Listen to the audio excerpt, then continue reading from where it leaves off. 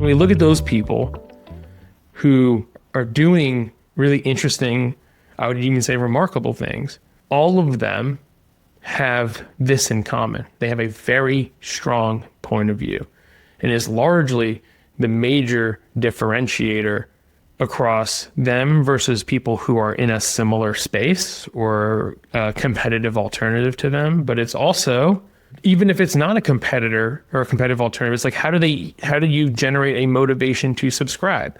Hat tip to our friend Jay Kunzo for this concept, right? Having a strong point of view generates that motivation to subscribe. All right, let's take a step back here. So I think people conflate a strong point of view with being a bit of an asshole. And I just want to say, I need to talk about this because I think there's a percentage of people with a strong point of view who are assholes.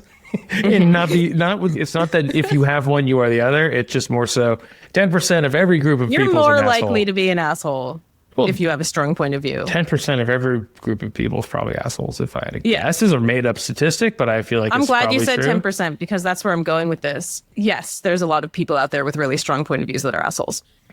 Does having a strong point of view automatically make you an asshole? Absolutely not. No.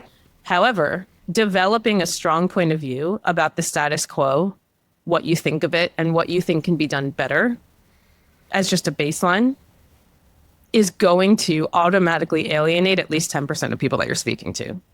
And that, my friends, is a really good thing. Yeah, exactly. That's the point. You don't want to appeal to everyone. That's that's a shitty place to live. It really is. And I think a lot of people get stuck here because they don't want to sound like an asshole. They don't want to come across like an asshole. And they don't want to potentially alienate someone who is a good fit in their mind or who's going to give them money. Trust and believe. While those are valid thoughts, you're going to get more business. You're going to attract more of the right fit people. And you're going to stand out and grow and become revered if you have a POV. You just need one. Very matter-of-factly, I believe everyone who is in the business of thinking should have a point of view, because how else is anyone else supposed to know what you think? Pretty basic idea, but it's often very overlooked because I think there's two things here.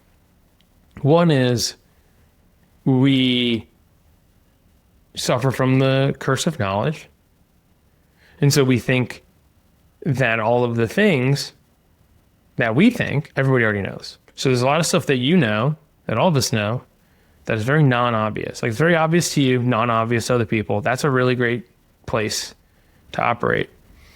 Alternatively, if all you have are obvious opinions, and they are actually very obvious to everybody else, you lose that motivation to subscribe thing, because if I can get that idea anywhere, I will.